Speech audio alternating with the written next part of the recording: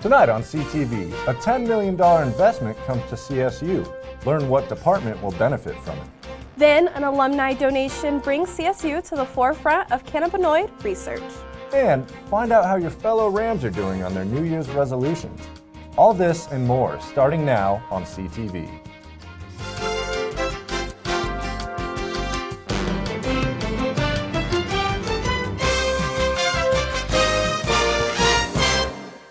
Good evening, Rams. I'm Janae Hancock. And I'm Jake Oskveric. Here's what's happening in the news near you. Authorities are responding to a multi-vehicle crash near College Avenue and Prospect Road this evening. Drivers may experience delays, and according to Fort Collins Police, northbound College is closed at Stewart Street. The crash involved 3 vehicles, and drivers are advised to take alternate routes for their evening commute.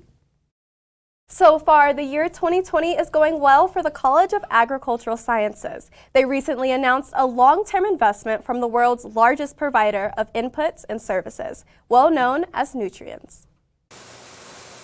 Yeah, that's right. Boy, what an exciting donation. The well-known investment on campus sparked from a conversation between a former dean and the CEO of Nutrition. Before we know it, we're announcing a $10 million gift. $1 million for 10 years. They'll be invested in the college's strategic plan. Faculty sees this investment as an opportunity to improve CSU's research in the future. Because, it's difficult for researchers to start new projects. So many of us have built our careers getting grants from the federal government and outside, and we're kind of locked into those areas of research. But with these funds, we can explore new and different areas of research. This one's a catalyzing one. It's the biggest investment that we've had. We're going to be a real difference maker for our students and for our scientists too. The nutrition funding will support a program where undergraduates have the opportunity to work with senior scientists and get paid for it. Not only does it help those undergraduates find a home, understand if they're interested in research or not, but it also increases the ability of us to keep those students enrolled at CSU because they kind of find a family to work with. With the nutrition investment, students will also benefit from scholarships and leadership skills. The envisioned future for this is really about impact.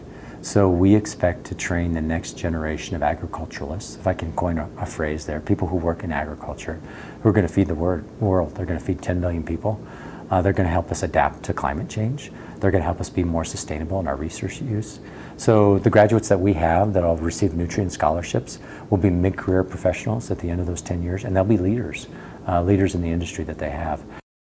So congratulations to the College of Agricultural Sciences. Can't wait to see where you all will be in 10 years. The bodies of 24-year-old Colorado Springs resident Tristan Watson and her 17-month-old son were found in Rocky Mountain National Park Friday afternoon. According to a Larimer County Coroner's Office report, Watson died by suicide. Her son's death was ruled a homicide from a gunshot wound to the head. According to a park news release, the investigation is still ongoing. The family is requesting contributions to the National Alliance of Mental Illness in memory of the lives lost. Basketball fans worldwide were heartbroken by the loss of Kobe Bryant on Sunday morning. One former CSU men's basketball player took the news particularly hard. Emmanuel Amagbo lost his mother, father, niece, and nephew in a house fire in 2016. After the tragedy, Bryant reached out with a video message of support. Amagbo, a Lakers fan, said the message got him through that difficult time. He now plays professional basketball in Italy, and he joins the rest of the world in mourning this tragic loss. Colorado State University alumna Leslie Budorf has gifted a generous donation of $1.5 million for cannabinoid research here on campus. The College of Natural Sciences was recently given a donation of $1.5 million for cannabinoid research by alumna Leslie Budorf. So Leslie is a former alumni of the university. She was a major in statistics, and she went on to lead a very successful career in business, and currently she is the CEO of Panacea Life Sciences. This generous donation will allow Colorado State University to become a frontrunner in cannabinoid research and will allow for the proper tools and equipment to be bought and utilized towards this purpose. So the Cannabinoids Research Center will be a state-of-the-art laboratory focused on analytical instruments and other methodologies that students, faculty, and others can use to make discoveries related to cannabinoids that will have benefit to society and push the forefront of science at CSU. This will be a facility like none other that has been created so far at CSU.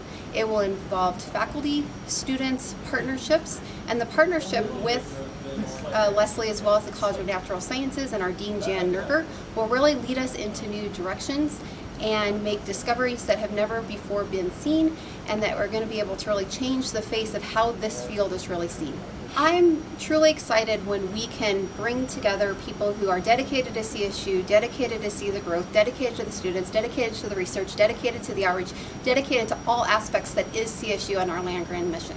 So to me, this center really exemplifies what we can do when we partner with others, and through the College of Natural Sciences, through the Dean, through Leslie, through donors, through our faculty, and through our students, we are really making those differences and discoveries that will change the world. For more information and to find out how to become part of the team, visit natsci.colostate.edu. The hearing to rezone the Hughes Stadium land has been postponed yet again. Fort Collins resident Rory Heath filed an ethics complaint against Mayor Wade Troxell, Council Member Ken Summers, and Mayor Pro Tem Kristen Stevens. The complaint alleges the three have personal and financial conflicts of interest in the process and requests they re-accuse themselves from the issue.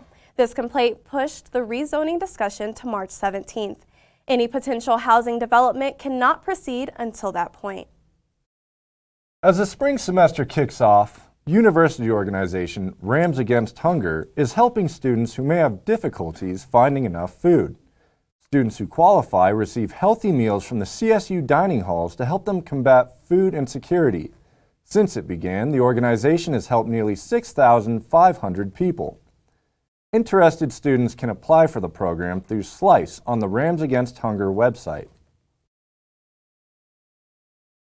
According to Colorado Parks and Wildlife, gray wolves have not lived in Colorado since 1931. Trapping and eradication practices to protect farmland and livestock contributed to this decline. However, ballot initiative 107, which will appear in the November 2020, could change that. If it is passed, gray wolves will be reintroduced onto designated land west of the Continental Divide. Gray wolves are still considered endangered by the Fish and Wildlife Service, and killing a wolf can result in federal charges. We are about a month into the new year, and that means many New Year's resolutions are starting to fall apart. CTV reporter Alexandria Colin takes us to the CSU Rec Center to get the scoop on the students' resolutions progress. Janae, a week into the semester and the gym is super packed. How long will that last? We'll see. It's that time of year again, where everyone makes a New Year's resolution and sets out for a new year, new me mentality. However, gym regulars are noticing new members are making their workout lines longer. I have noticed an increase of people. I stopped going at night because there was longer lines. So I most of the time come in the morning when I don't have class. Yes, I did come to the gym about 3 days a week before the start of the New Year. There is a 10% increase of gym memberships in January, but of those 10%, close to half end by February. Everyone's coming in to fulfill their New Year's resolutions. Yeah. There's definitely times where you have to wait for certain machines. As for times, I would say 3 to 4 is a really good time to come to the gym. There seems to be fewer people, but if you come during night at 6 or 7 after dinner, before a bunch of people start studying, it's very busy. It should go back down to hopefully, I'd say, end of this month. Nick plans to battle the crowds for a few more weeks, hoping lines and wait times go back to normal soon. Stats say the best time to join the gym is in February, after most of the resolutions have fallen through. And what are some strategies for sticking with the New Year's resolution? Well, Harvard University says stay committed, dream big, and of course, reward yourself. How about you guys? Any new resolutions? Well, I'll tell you this. In my experience, Much like the flavor of juicy fruit, my resolutions do not last long. Mine don't either, but I will be going to the gym after this because Alexandria just inspired me. Well, that's all we have for news, but Jeffrey Lindblom is up next with entertainment. What are we looking at, Jeffrey? Well, Janae, if you're looking for a place to enjoy a local brew, I have all you need to know about the Ramskeller coming right here up next. I am what hunger looks like in America. I am an 8-year-old girl who's not excited for the last day of school. Because this may be the last time I'll have lunch. Till September. I am a single father of 2 who works 3 part-time jobs. And that's still not enough to put food on the table. I am a 16-year-old boy who just got my first job to help feed my little sisters. I was created by artificial intelligence from faces of the 1 in 8 Americans who struggle with hunger. People you pass by every day but never knew they were hungry.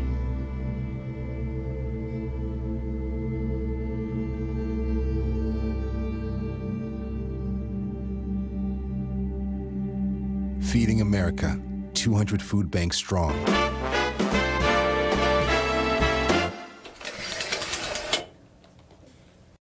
Welcome to the entertainment section of the show. I'm your host, Jeffrey Lindblom.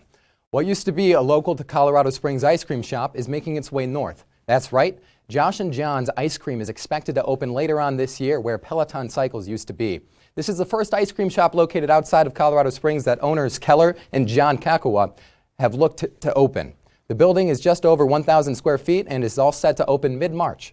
If this sounds up your alley, you'll be able to find the shop off of College Avenue and Arthur Drive. After all, there's no better way to spend a winter's day than eating a cold cup of ice cream. As a Christmas present for interested fans, Netflix recently released the fantasy TV show The Witcher in December, which began as a book series written by Andrzej Sapkowski and later came to be an extremely popular video game. Henry Cavill, known for his role as Superman, stars as the show's lead monster-killing protagonist, Geralt of Rivia. Cavill claims to be an avid gamer himself and was excited to take on the role. If you haven't seen it yet, Netflix says 46% of its viewers have, so you might be the monster that's missing out and Geralt may come for you next. In other news, the Grammys happened this past Sunday. It was an emotional time for many artists with the tragic loss of NBA superstar Kobe Bryant and his 13-year-old daughter, along with 7 others. Singer-songwriter Lizzo paid her respects to the Bryants, and show host Alicia Keys was accompanied by Boyz II Men, who sang a somber version of Goodbye to Yesterday. Normally, the ceremony has an upbeat tone, but many were affected by the abrupt tragedy that happened that same day. Speaking to the event itself, Billie Eilish took the show by storm, winning Best New Artist, Song of the Year for her song Bad Guy, and 3 other awards alongside it. She is the first artist to accomplish this feat since 1981. After an emotional night, Alicia Keys closed the show by wishing all of the best to the Bryant family. With all of the hype around movies and television, let's talk about a place where you can go and watch them right here on campus in your off time with a local brew in hand. This here is the Laurie Student Center, but it's more commonly referred to as the LSC by CSU students. It's known for its buzz in between classes and tables that house people trying to grab your attention. But today, instead of just simply looking from the outside, I want to take a look within. I'm Jeffrey Lindblom with CTV. Let's look together. We're now headed through the LSC, down a quick flight of stairs into the Ramskeller. But a sane and rational person would likely just refer to it as the Skeller. A majority of students that make their way over do so in between classes because of its vast selection of beer.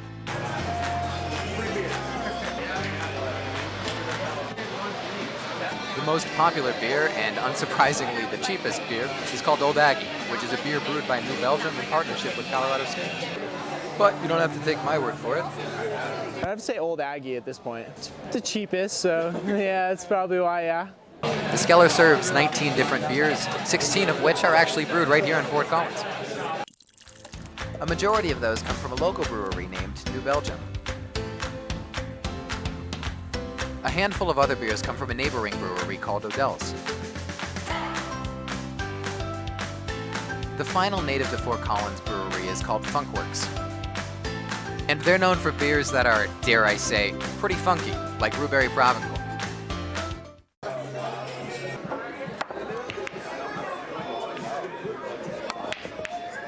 The Skeller upholds an energized atmosphere that would cater towards a more social crowd.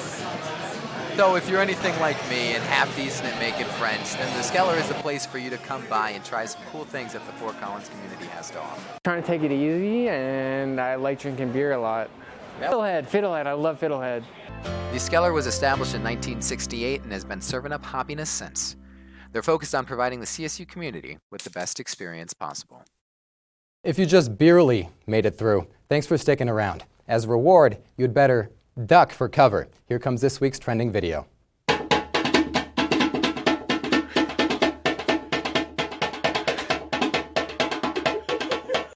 Well, I think that speaks for itself, but I'm pretty sure that duck has more talent than I'll ever amount to. I'm already reached my peak. Again, thanks for sticking around. Now don't go anywhere. Sophia Ridley has your weather report for the next week. Sophia, what can we expect this week?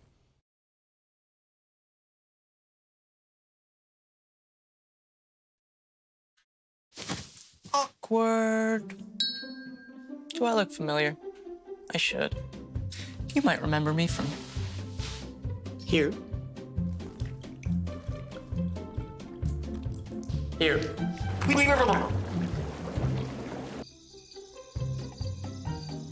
Or maybe even here. But an awkward silence can be a great thing.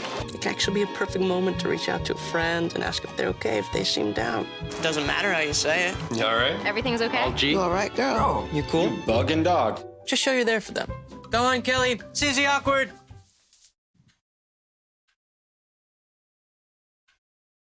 Hey, you haven't really been yourself lately. Are you okay? Find out how you can help a friend with their mental health at seizetheawkward.org.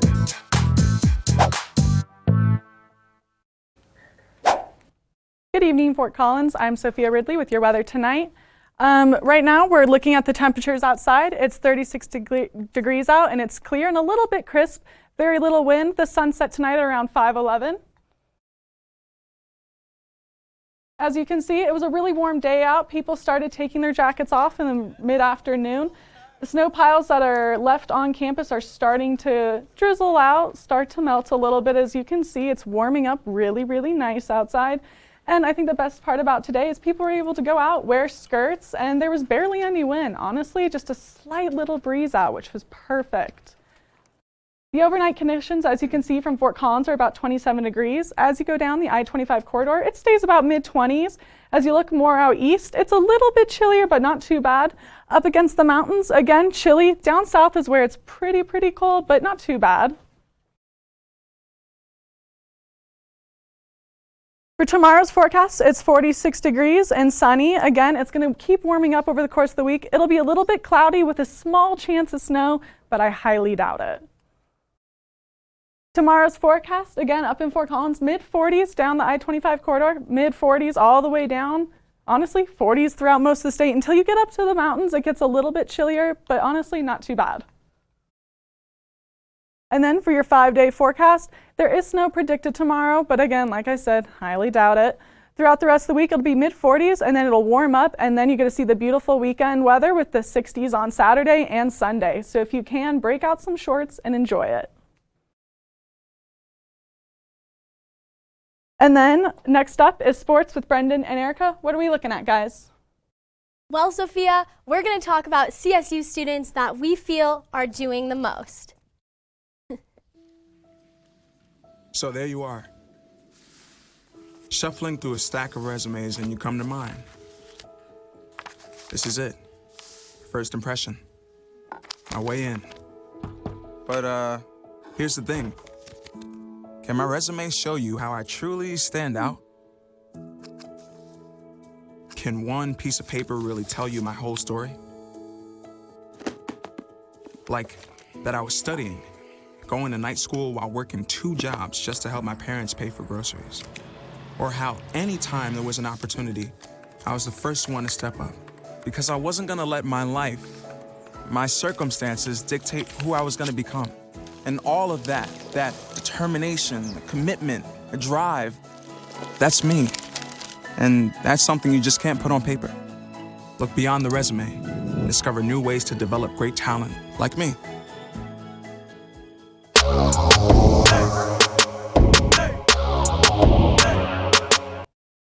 Welcome to Primetime Sports. I'm Brendan Fairbairn. And I'm Erica Johnson. We are so excited to get into our first topic, doing the most. Where each week we choose one male and female athlete, team, or coach we feel is doing the most at CSU to highlight. This week, my Doing the Most award has to go to Andrea Brady, the redshirt senior that dominated against Utah State. Brady with the rebound. Check this three by Brady. Brady just being in all the right spots at all the right times. She was really able to get those rebounds that helped the Rams out on offense and defense. That right there just proves that she is doing the most. This one was a real nail-biter game, but the Rams win 56-55. Taking a closer look here at why Brady is doing the most, Brady racked up 11 points. 5 to 9 field goal, 55% field goal rating, and 8 rebounds. 3 were on offense and 5 were on defense. She truly shined this game. Brendan, who does your Doing the Most award go to this week? Well, Erica, my Doing the Most award goes to true freshman Mariana Kiss of the men's track and field team. Kiss took first in men's shot put and second in the weight throw at the Air Force Invitational earlier this month. With a new personal record of 54 feet and 9 inches in men's shot put and an outstanding 18-meter throw in the weight throw event, the future looks very bright for CSU men's shot put team as Kiss leads a trio of Rams on the podium. For men's shot put, Jackson Morris took second place and Bo Gordon took third. Way to represent CSU, boys. For our next segment, Ram Buzz, we took to Twitter with 3 polls to find out what Rams think. What is the Ram Buzz this week, Brendan? Well, Erica, the first question I asked Rams Nation was if they thought the Rams football team would go over or below a 500 record. What do you expect from the Rams football team this upcoming season? In the Ram Buzz, Rams seem to have mixed opinions about this poll. I found that shocking. The results were pretty close, with 54% taking above a 500 record and 46% taking below a 500 record. You know, I agree with Ram Buzz here. You know, the Rams have a fair chance with a clean slate, new recruitment, and a new head coach. They got quite a bit coming for them. I think that a fresh start is something that this team really needs. Yeah, absolutely. The new addition of Steve Adazio brings a whole new culture, exactly what the football team needs. Exactly. Question 2 from the Ram Buzz polls, I asked Rams what they thought about the men's basketball team. Will the men's basketball team finish top 3 in the conference? How do you feel about this one, Brendan? Well, I agree with Ram Buzz here, Erica. The Rams were on a 5-game winning streak before their 61-77 critical loss at Utah State last Saturday night. As of today, the Rams sit at 6th place of the Mountain West Conference, but they aren't looking that far away as they are only 1 conference game away from 2nd and 3rd place. But it's going to be a tight race as Boise State, Utah State, and New Mexico all share the same 5-4 conference record. The Rams have the opportunity to take over the conference with their next 2 games against 2nd place Nevada and 3rd place UNLV. Rams will have Moby Madness on their side as both games are at home. Well, you know, Brendan, that Moby Madness is enough to get anybody excited. Oh, absolutely. So. Our last question for Ram Buzz, we asked you guys if you thought it was fact or fiction that the Rams softball team will make it back to the national tournament. What do you think, Erica? You know, I'm going to have to agree with the 74% that said that the Ram Buzz was voted fact. The women's softball team made it to the national championship last year, and the team has 11 returning athletes from last year's team, and they only lost 5 seniors. I think there's enough returning athletes that will have high expectations for those new athletes. Oh yeah, absolutely. The expectations for the softball team has always been high. This year is nothing different. Yes. For our final segment of the night, we are excited to introduce Can You Do That?